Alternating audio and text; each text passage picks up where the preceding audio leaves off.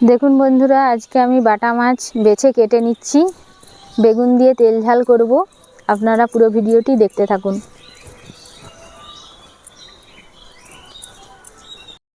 মাছ কেটে বেছে ধুয়ে নিয়েছি। এবারে আমি রান্নাঘরে চলে যাব। ধুয়ে রাখা মাছে লবণ আর হলুদ আমি মাখিয়ে নিচ্ছি।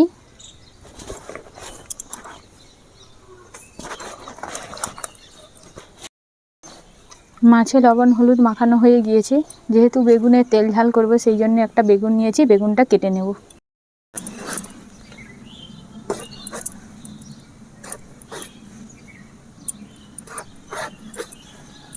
এরকম সাইজের আমি বেগুনটা কেটে নেব। মাছ ভেজে নেব।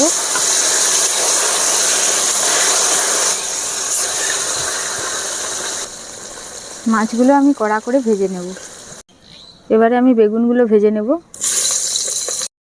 এভাবে লাল করে বেগুনগুলো আমি ভেজে নিয়েছি।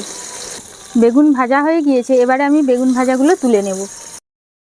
বেগুন দিয়ে বাটা মাছের তেল ঝাল করার জন্য কড়াতে আমি প্রথমে সাদা তেল দিয়ে দেব।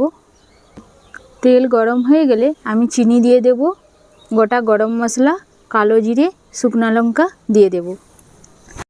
এই আমি পেঁয়াজ কুচি, রসুন বাটা, আদা বাটা, টমেটো কুচি, ঝাল লঙ্কার গুঁড়ো দিয়ে ভালো করে মশলা আমি ভেজে নেব। মশলা ভাজা হয়ে গিয়েছে। মশলা ভাজার সময় আমি গোটা 2টো টমেটো দিয়েছিলাম। দেখুন দেখতে কত সুন্দর লাগছে। এবারে আমি অল্প জল দিয়ে দেব। ঝোল ফুটে গিয়েছে। দেখুন কত সুন্দর কালারটা এসেছে, দেখেই মন ভরে যাচ্ছে। এবারে আমি ভেজে রাখা মাছ আর বেগুন দিয়ে দেব ওই ঝোলে। বেগুন দিয়ে বাটা মাছের তেল ঝাল করার জন্য আমি আমাদের নিজেদের বাগান থেকে 2টো ধনেপাতা তুলে নিচ্ছি। দেখেছেন কি সুন্দর সবুজ হয়ে আছে, দেখতে দারুণ লাগছে। কিন্তু এগুলো হলেই আমার হয়ে যাবে। রান্না আমার হয়েই গিয়েছে। এবারে নামানোর আগে একটু ধনেপাতা কুচি আর গরম মশলার গুঁড়ো দিয়ে আমি নামিয়ে দেব। দেখেছেন রান্নাটা দেখতে কত সুন্দর লাগছে, আর খেতেও অসাধারণ লাগবে। আমার রান্না কেমন হয়েছে আপনারা কমেন্টে কিন্তু জানাবেন। রান্না আমার হয়ে গিয়েছে। আজকে রিমি নাই, সুমি আছে, তাই সুমিকে খেতে দিয়ে দিয়েছি। সুমি খাচ্ছে।